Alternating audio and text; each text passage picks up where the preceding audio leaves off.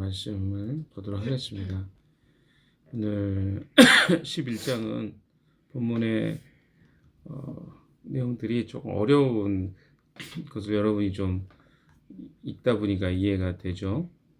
이게 무슨 말인가 하는 생각들이 들 것 같습니다. 그래서 이 부분을 읽는 것도 중요하지만 이게 어떤 구조나 내용으로 되어 있는지 살피는 것이 더 중요할 것 같아요. 본문은 두 단락으로 일단 나눠져 있습니다. 1절에서 3절 하고 4절에서 17절 이게 두 개로 되어 있는데, 하나는 그 운문으로 되어 있고 하나는 산문으로 되어 있어요. 산문하고 운문은 여러분 기억하셔야 됩니다. 그래서 시적인 어떤 표현으로 1절 3절 표현되어 있고요. 4절에서 17절은 이제 산문이니까 이렇게 서술 형식으로 조금 기록되어 있습니다. 그래서 앞에 부분 먼저 보시면 1절부터 3절까지 원문 형식으로 되어 있다고 했습니다. 또 시적 표현들이 1절 3절에 기록되어 있는 것을 보시면서 한번 살펴보도록 하겠습니다. 근데 이 앞에 부분은 이방 통치자들의 멸망을 이야기합니다. 노래하는 거죠. 시를 통해서. 그래서 보시면 1절에 레바논아 내 문을 열어라. 불이 내 백향목을 사를 것이다.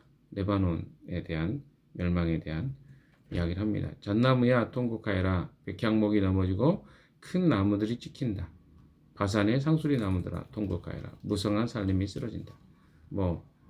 이 잣나무야 백향목이 넘어지고 큰 나무들이 찍히고 상수리 나무들이 통곡하여라. 이런 것들은 다 시적 표현이잖아요. 그건 뭡니까? 그 이방의 나라들이 무너지게 될 것이라는, 멸망하게 될 것이라는 것을 이렇게 시적 표현을 통해 이야기하죠. 3절도 같이 읽어봅시다. 시작. 목자들이 통곡하는 소리를 들어라. 목자들이 자랑하는 푸른 불밭이 거스러졌다. 어린 사자들이 울부짖는 소리를 들어 요단강이 자라나는 밀림이 거스러졌다. 분명히 여기서 이제까지 10장까지의 내용은 또 구원받은 자들의 희망을 대해서 노래를 하고 있었는데 갑자기 또 멸망에 대한 이야기가 나올까 조금 혼란스럽고 또 일관성이 없는 것처럼 느껴질 수도 있을 것 같습니다. 왜 이런 내용들이 또 이렇게 멸망의 내용들이 나올까를 생각해 보면, 하나님은 이미 구원의 계획을 가지고 계십니다. 미래에 대한 것까지 하나님의 메시아를 통해서 구원할 계획까지 가지고 계시죠. 그러나 여전히 혼란스러운 건 누굴까요? 그러면 하나님이 혼란스러울까요? 그 백성이 혼란스러운 건가요? 백성들이죠. 여전히 내적 갈등을 그들이 겪고 있었던 것들을 보게 됩니다. 여러분, 우리의 삶을 봐도 저는 그렇다고 생각합니다. 하나님의 약속은 과거나 지금이나 동일하십니다. 그러나 어떨 때 우리가 하나님의 살아계심을 느끼고 어떨 때 신앙의 부침을 느끼냐면 우리 상태예요. 우리 상태가 내 느낌이나 내 감정이 좋으면 우리는 신앙이 흔들리지 않거나 또 그런 부분에 있어서 조금 변화가 많습니다. 그러나 반대로 내 감정이나 내 상황이 안 좋으면 너무나도 쉽게 그것에 대해서 흔들리고 갈등을 하고 있는 것들을 보게 됩니다. 그래서 여전히 이스라엘 백성들은 정신 차리기가 힘든 것 같아요. 서로 이간질하고 분열하고 또 이웃을 홀대하고 학대하고 종교적 정치적으로 또 실망하고 있는, 그래서 새로 포로로 잡혀갔다가 풀려난 사람들뿐만 아니라 여전히 포로의 삶을 살아가고 있는 그 사람들 안에 이런 해결되지 않은 문제들이 많이 있는 것 같아요. 그래서 하나님이 그 이방의 백성들을 심판하신다는 이야기를 이 11장에 다시 이야기하고 있는 것은요, 하나님의 백성들에게 다시 한번 구원의 메시지와 또 이방에 대한 심판의 메시지를 통해서 하나님의 은혜가 얼마나 크고 놀라운지 또 분명한지를 가르쳐 주고 있는 그런 측면으로 사실은 설명을 하고 있습니다. 그래서 그들이 가지고 있는 어떤 생각들을 다시 한번 돌이키게 하고 또 하나님이 어떤 분인가를 가르쳐주고 하는 측면에서 이 메시지가 이어지고 있다는 것을 여러분이 좀 보실 필요가 있을 것 같아요. 그러면서 4절에 이제 보시면 무슨 이야기가 나옵니까? 목자 이야기가 나옵니다. 근데 여기서 이제 우리가 좀 알아야 될 것은 이 목자에 대한 이야기가 어떤 식으로 진행되냐면 이게 헷갈려요. 이게 주님이 말씀하시는 건지 아니면 스가랴가 이야기하는 건지. 근데 주님이 말씀하신다고 할 때는 여기 이제 잘 들으셔야 돼요. 주님이 말씀하신다고 할 때는 주님 말씀하시는 거고 내가라는 어떤 표현이 나오는 것은 이제 스가랴가 하는 이야기입니다. 이렇게 좀 정리를 하세요. 어떨 때는 주님이 표현하실 때 뭐 내가 하겠다 뭐 이런 표현을 쓰시는데 오늘 본문에서는 하나님 말씀하시는 것은 주님 말씀하신다고 하고 그 스가랴가 이야기할 때 나는 이렇게 표현합니다. 그래서 그리고 또 하나 알아야 될 것은 이 선지서의 내용 중에 이제 뭐 종종 드러나는 것 중에 하나가 뭐냐면 퍼포먼스가 나오죠. 퍼포먼스라 하면 뭐냐면 이제 선지자의 직접적 행동을 통해서 어떤 메시지를 전달하는 방식이에요. 예를 들어서 호세아서 같은 경우도 호세아가 직접 고멜과 결혼을 합니다. 이게 하나의 퍼포먼스인데 그 행위 속에 하나님의 그 선지적 메시지가 전달돼요. 이 선지자가 직접 결혼을 하는 것을 통해서 메시지가 전달되는 게 호세아의 방식이었다고 한다면 여기에 지금 스가랴서에 나와 있는 그 메시지는 목자 역할을 하는 거죠. 목자가 되고 뭐 이런 역할을 통해서 그 메시지를 이스라엘 백성들에게 전달하는 방식으로 이야기가 진행된다고 생각하시면 될 것 같습니다. 자, 그래서 4절 한번 읽어봅시다. 시작. 주 나의 하나님이 이렇게 말씀하신다. 너는 잡혀 죽을 양떼를 먹여라. 예. 주 나의 하나님이 이렇게 말씀하신다. 너는 잡혀 죽을 양떼를 먹여라. 잡혀 죽을 양떼는 뭡니까? 잡혀서 죽을 양떼예요. 똑같은 말인데 잡혀서 죽을 양떼를 먹이는 일을 맡긴 거죠. 자, 5절도 읽어볼까요? 시작. 사람들이 그것들을 사다가 잡아도 벌을 받지 않을 것이다. 그것들을 팔아넘긴 자도 주님을 찬양하세 내가 부자가 되었네 하고 좋아할 것이다. 그것들을 누비는 목자들마저도 그것들을 불쌍히 여기지 않을 것이다. 자, 여기서 양떼는 누구를 상징하는지를 좀 생각하셔야 해요. 하나님의 백성을 상징하는 표현입니다. 양떼가. 목자는 누굴까요? 이들을 돌봐야 될 목자, 즉 지도자들입니다.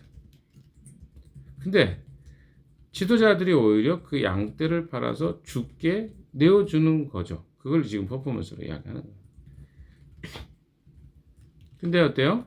양떼를 죽이는 사람들은 어때요? 그 죄의 대가를 치르지 않고 있습니다. 왜? 그 백성을 팔아 넘기는데 그 죄의 대가를 치르지 않죠. 양떼를 파는 자는 오히려 하나님이 돈을 벌게 해 주었다고 찬양을 합니다. 여기 보세요. 주님을 찬양하세요. 내가 부자가 되었다. 이스라엘의 지도자들은 백성을 불쌍히 여기지도 않았습니다. 이건 에레미야서에서도 그렇게 나와 있죠. 백성들이 어려움을 그러니까 자기만 배만 불리면 괜찮은 거죠. 그게 그들의 모습이었습니다. 그런 모습들을 지금 퍼포먼스로 보이는 거예요. 자, 그래서 여기 6절에 보시면 6절 한번 읽어볼까요? 시작. 내가 다시는 이 땅에 사는 사람들을 불쌍히 여기지 않겠다. 나 주의 말이다. 내가 이 사람들을 이웃나라와 그 이웃왕에게 넘겨주겠다. 이웃나라가 그 땅에 사는 사람들을 쳐부수어도 내가 그들을 이웃나라의 손에서 구출하지 않겠다. 지도자의 자질이 무엇입니까? 그 공동체 운명을 결정짓는 게 지도자의 자질입니다. 그러니까 지도자가 된다는 것은 무엇을 의미합니까? 그 나라와 그 공동체 운명을 결정짓는 책임을 진다는 의미거든요. 자기의 신상의 이익을 위해서만 지도자가 되는 게 아니라 그래서 말라기에서는 이런 타락한 종교 지도자들 아래에서 서로 믿음을 서로 저버리고 그거 서로가 서로를 이렇게 볼까요? 엉망이 되어버린 백성들의 모습을 묘사하고 있는 것을 보게 됩니다. 그러니까 지도자가 타락하면 백성도 타락한다는 거예요. 스갈에서도 마찬가지입니다. 옳지 못한 목자들 아래에 있는 양떼는 하나님의 심판 아래에서 시련을 겪을 수밖에 없다는 이야기를 하고 있는 거예요. 그러니까 누가 지금 중요한 거예요? 목자가 중요한 거예요. 자, 여기서 이야기하고 있는 것은 이들의 조상이 가나안 땅에 살 때 나라의 지도자들이 우상 숭배와 타락에 빠져서 하나님의 진노를 샀을 때 그 지도자들 뿐만 아니라 그 아래에 있었던 모든 백성도 나라를 잇는 고통을 겪어야만 했죠. 그 이야기를 지금 하고 있는 거예요. 지도자가 타락하면, 목자가 타락하면 그 양떼가 고통을 받는다는 거예요. 그래서 하나님이 뭐라고 합니까? 내가 다시는 이 땅에 사는 사람들을 불쌍히 여기지 않겠다고 하신 거죠. 내가 이 사람들 이웃 나라와 그 이웃 땅 왕에게 넘겨주겠다고 하셨고 실제로 넘어갔습니다. 자, 7절에 보세요. 여기서 나는 누구를 이야기할까요? 스가랴라고 했어요. 자, 같이 읽어봅시다. 시작. 나는 잡혀 죽을 양떼를 돌보았다.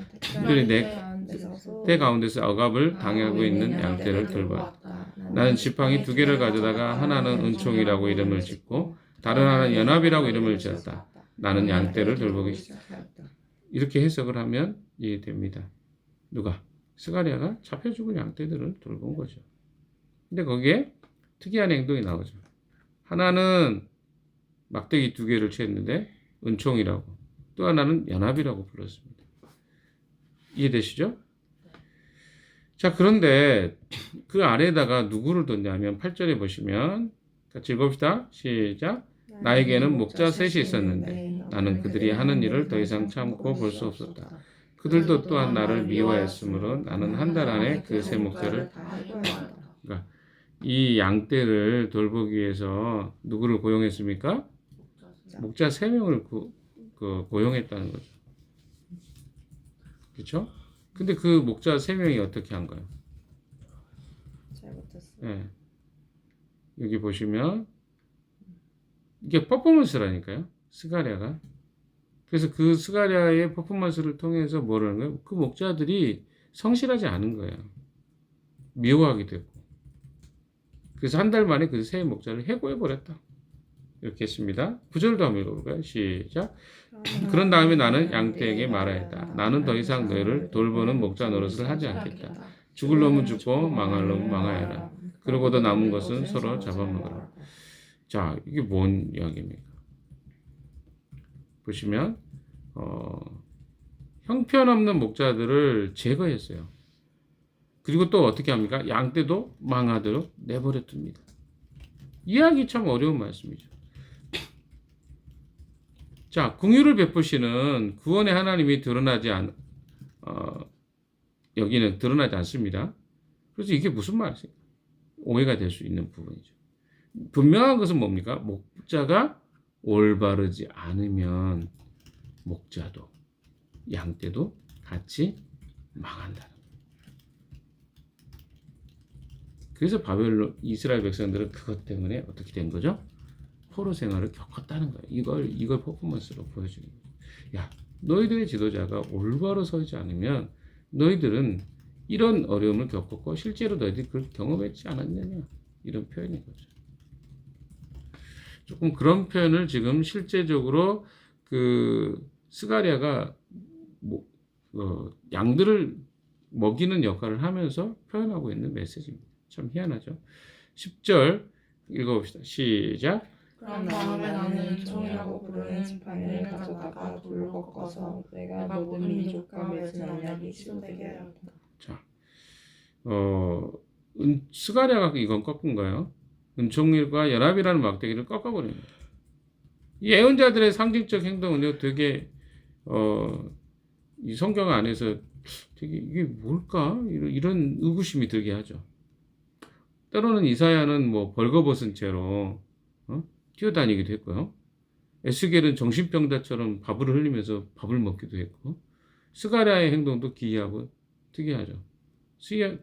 막 은총이라는 막대기를 둘로 꺾어버리고 언약이 취소되게 했다. 이런 표현들이 굉장히 이게 뭐지? 이런 생각들이 들 수 있을 만한 행동입니다. 근데 그게 다 뭐예요? 하나의 엄청난 메시지가 들어있어요.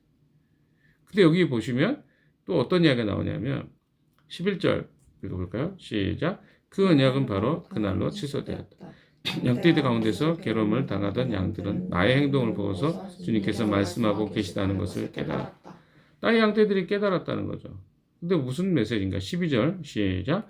내가 그들에게 말하였다. 너희가 좋다고 생각하면 내가 받을 품삯을 내게 주고 줄 생각이 없으면 그만두어라. 그랬더니 그들은 내 품삯으로 30개를 주었다. 자, 그 스가랴가 하는 행동이 주님이 주신 행동이라는 것을 알았을 것입니다. 깨달았다고 했죠. 근데 스가랴의 품삯이었죠. 목사로서 일했던 스가랴의 품삯이 얼마라고요? 은 30이었어요. 이거는 출애굽기에 나온 노예의 몸값입니다. 근데 여러분 혹시 이거 아시나요? 어디서 많이 들어본 내용인가?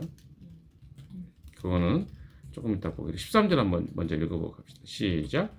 주님께서 내게 말씀하셨다. 그것을 토기장에 던져버려라. 그것은 그들이 내게 알맞은 삭시라고 생각해서 쳐준 것이다. 나는 은 30개를 집어 주의 성전에 있는 토기장에게 던져주었다. 자, 14절 시작. 그런 다음에 나는 둘째 지팡이 곧 연합이라고 부르는 지팡이를 꺾어서 유대와 이스라엘 사이에 형제의 의리가 없어지게 하였다. 자, 목자로서 한 일이 은 30의 대가였습니다. 아까도 얘기했지만 이것은 노예의 몸값을 상징하죠. 근데 은 30개를 왜 토기장에게 던졌으며 성전에 왜 토기장이가 있는지에 대해서 의견이 분분합니다. 그러니까 분명한 것만 이야기하면 스가랴가 받은 품삯이 매우 낮은 가치였다는 것이죠. 열심히 일했는데 그 값을 받지 못한 거죠. 근데 이 구절이 어디에 나옵니까? 예수님이 팔리신 값과 정확하게 일치되기 때문에 이 이야기가 바로 예수 그리스도의 사건을 예표하는 것으로 우리는 이야기하고 있습니다. 그러니까 목자에게 그 성실하게 그 역할을 하는 사람에게는 그 값을 지불하지 않고 어떻게 해요? 폭력이나 잘못대하는 자들에게는 어떻게 해요? 순종하고 순응하는 그런 모습들을 지금 빗대어서 이야기하고 있는 모습이라고 볼 수 있겠습니다. 이해되시나요? 네. 그런 것들을 여러분이 조금 잘 생각해 보셔야 돼요. 자, 또한 15절에서 17절 읽어봅시다. 시작. 주님께서 다시 나에게 말씀하셨다. 너는 이번에는 쓸모없는 목자로 분장하고 그 구실을 하여라. 내가 이 땅에 한 목자를 세우겠다. 그는 양을 잃어버리고도 안타까워하지 않으며 길 잃은 양을 찾지도 않으며 상처를 받은 양을 고쳐주지도 않으며 튼튼한 양을 먹이지 않아서 야이게 하며 살찐 양을 골라서 살을 발라먹고 발구까지 갉아먹을 것이다. 양떼를 버리는 쓸모없는 목자에게 재앙이 닥칠 것이다.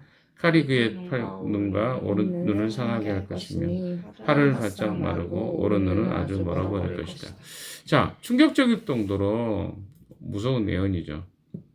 형편없는 목자들을 쫓아냈지만 하나님이 일으키실 목자들은 더 악독하다는 거예요.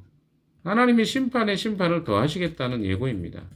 10장과는 굉장히 반대되는 그런 이야기죠. 그러나 전체 예언을 생각해 보면 하나님의 이 극심한 분노는 정당한 것입니다. 왜냐하면 이스라엘 현재 모습은 조상들의 모습과 별반 차이가 없기 때문에 그렇습니다. 조상들이 어때요? 죄를 반복하지 하는 모습들이 그들 안에 있었고, 근데 주님은 어떤 거예요? 조상들의 죄를 반복하지 말라는 경고를 계속 하고 있었음에도 불구하고 그들이 변하지 않을 것이기 때문에 그렇습니다.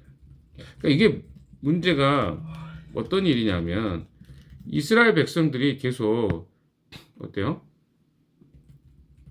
죄를 반복할 가능성이 있었다는 것입니다. 그리고 이스라엘 백성들의 이 패역한 것은요, 하나님의 그 예언에도 불구하고 후에 또 등장하게 될 것임을 하나님은 아셨습니다. 그래서 그 일들을 통해서 너희들이 심판을 받을 수밖에 없다. 그 뭡니까? 뭘 이야기하려고 이런 그러면 메시지를 하셨을까? 자, 구약의 내용들이 사실 우리에게는 멀게 느껴지는 이유가 이게 복잡한 과거의 이야기와 현재 이야기와 미래 이야기들이 막 섞여 있기 때문에 그렇거든요. 근데 이 내용들을 조금 정리해 보시면 결국 그들이 심판받았던 이유는 그들이 하나님 앞에 교만한 모습을 가졌기 때문에 그렇습니다. 특별히 그 리더들이 심각하게 하나님의 세우심을 이용해서 자기 자신의 배를 불리고 또 자기 자신의 이익을 위해서 백성들을 억압하고 폭력으로 다스렸던 것들이 가장 큰 이유였습니다. 이것은 그래서 이스라엘 백성들을 향한 메시지이기도 하지만 이스라엘의 리더들을 향한 메시지이기도 합니다. 그래서 하나님이 어떻게 하세요? 악한 지도자들의 자리를 박탈하시겠다고도 합니다. 그래서 이 하나님이 세우신 목자를 따르는 일을, 그러니까 참된 목자와 거짓 목자를 따르는 일을 해야 되는 게 이제 사실은 양들의 역할이에요. 어떤 자를 따라야 될까요? 여기 보면 악한 목자도 있고 선한 목자도 있어요. 근데 어떻습니까? 선한 목자에게는 제대로 값을 치르지 않고 악한 자들에게는 순응하는 게 이스라엘 백성들의 모습이었다는 거죠. 이게 그들의 모습이었습니다. 근데 이게 다른 말로 이야기하면 이런 거죠. 우리가 죄를 짓고 잘못을 행해도 하나님이 우리를 그대로 내버려 두시는 것 같은 생각이 드니까 사람들이 어떻게 해요? 자기 마음대로 그냥 두려워하지 않고 제멋대로 살아갑니다. 왜? 지도자들도 그렇고 왜 우리도 그렇게 해도 되겠네. 아무런 일이 생기지 않을 것 같으니까 그렇게 살아가요. 자, 우리 삶들을 봅시다. 똑같다고 저는 생각합니다. 우리의 삶도 실제 우리의 삶에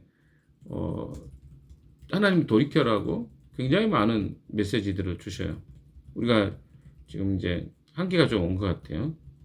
그 소선지서를 하다 보니까 이제 똑같은 메시지 하고 제가 어제도 분명히 좀 키트 좀 하라고 이야기를 드렸음에도 불구하고 잘 안 돼요. 이게 우리의 모습이에요. 근데 여러분 제가 다시 이야기 드리면 우리는요 이렇게 경고를 너무 자주 들어도 그러니까 경고를 지금 어때요? 12권의 소선지서인 개인 경고 그러니까 듣다 보니까 아이 뭐 또 똑같은 소리 하네 뭐 이렇게 생각할지 모르겠습니다. 그리고 어때요? 그러다 보니까 우리 안에 돌이켜야 될 문제는 분명하거든요. 그러니까 큐티를 했기 때문에 괜찮은 게 아니라 우리 안에 진짜 중요한 것은 우리 삶을 돌이켜야 되는데 우리는 그런 것들이 별로 괜찮은 거예요. 누구하고 갈등이 있고 어떤 문제가 있어도 이런 문제들을 그냥 내버려 두고 살아도 우리는 괜찮은 상태가 돼버린 거예요. 이게 무서운 상태예요, 사실은. 이스라엘 백성이 그랬거든요. 하나님이 수많은 선지자들을 통해서 경고했는데 그들이 그것을 듣고도 아무도 돌이키지 않아요. 왜? 그게 만연해져 버렸어요. 하나님을 두려워하지 않고 제멋대로 살아갈 때 반드시 하나님이 거기서 하시는 일이 뭐냐? 심판이었습니다. 그러니까 계속 이야기하는 건 뭐냐면 그 백성들의 잘못에 대해서 그러면 이렇게 생각할 수 있죠. 지도자가 잘못했으니까 우리는 책임이 없어. 아니에요.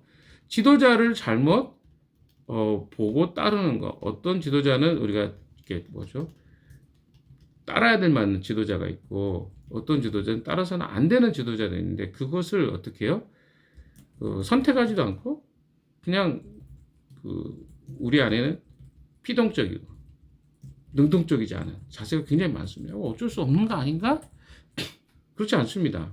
하나님 우리에게 요구하는 건요. 의지할 만한 대상을 의지하고 그렇지 않은 많은 자들에게는 돌아서라는 거예요. 그게 하나님 우리에게 주시는 굉장히 중요한 메시지입니다. 하나님의 은혜를 주시지 않으면 우리 안에 연합도 깨집니다. 은혜가 필요한 거예요. 우리 안에 어떤 사람은 되게 좋은 어떤 관계를 맺는 것 같은데 누구하고는 어렵죠? 다 뭡니까? 하나님의 은혜가 지속해서 있어지지 않으면 우리 한 30명밖에 안 되는데도 어떻습니까? 연합하기 얼마나 어렵습니까? 한 나라가 연합하기는 얼마나 더 어려울까요? 그래서 갈라지는 거예요. 자꾸 우리는 무슨 속성이 있어요?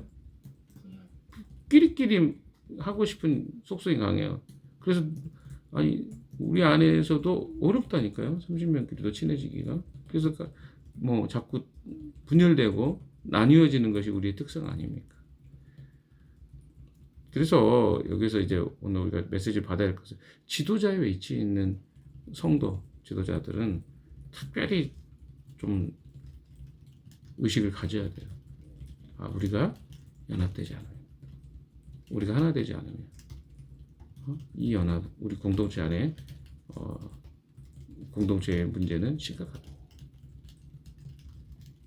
그래서 리더가 굉장히 중요합니다. 우리 공동체, 작은 공동체지만 작은 공동체 안에서도 굉장히 리더가 중요해요. 왜? 이스라엘의 역사를 보니까 이 목자들이 타락하니까 양들은 그냥 다 따라간 거예요. 그리고 양들을 어떻게 합니까? 내버려둬요. 그러니까 문제가 복잡해지죠. 저를 비롯해서 우리 공동체 리더들, 운영위원회나 예비 목자나 이런 지체들이 건강하게 서지 않으면요, 공동체는 건강하게 서기가 어렵습니다. 그래서 우리는 함께 기도해야 돼요. 그리고 그 위치에 있는 사람들은 내가 그냥 단순하게 그 자리에 서 있는 게 아니라 하나님이 나를 이 자리에 세워주셨구나라고 하는 생각을 가지셔야 돼요. 안 그러면 어때요? 성경에 그 디모데 전서나 디도서에 이야기 나옵니다. 리더에 대해서 이야기할 때 존경할 만한 장로들에 대해서는 배나 존경해라.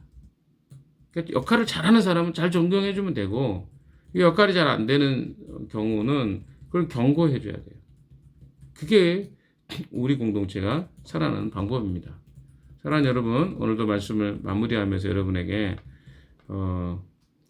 이 말씀이 좀 어려운 말씀이었지만 뭐 전체 흐름만 제가 이야기 드렸어요. 세부적인 걸 이야기하면 오늘 다 꺼진 것 같은데. 그래서 그런 부분에 대해서 여러분이 좀 기억하시고요. 오늘도 하나님이 우리에게 원하시는 것은 리더들을 위해서 좀 기도해 주시는 시간이 좀 되셨으면 좋겠고, 특별히 우리가 연합과 일치, 하나님의 은혜가 우리 안에 머물러야만 우리가 하나가 되고 연합이 될 수 있습니다. 그렇지 않으면 분열이 되면요, 공동체 나눠지는 건 시간 문제예요. 그래서 우리 안에 연약함도 있기 때문에 이런 것들이 잘 건강하게 공동체 안에 세워질 수 있도록, 특별히 오늘은 좀 리더들을 위해서 기도하는 그런 하루와 시간들이 좀 되셨으면 좋겠습니다. 같이 한번 기도하겠습니다. 하나님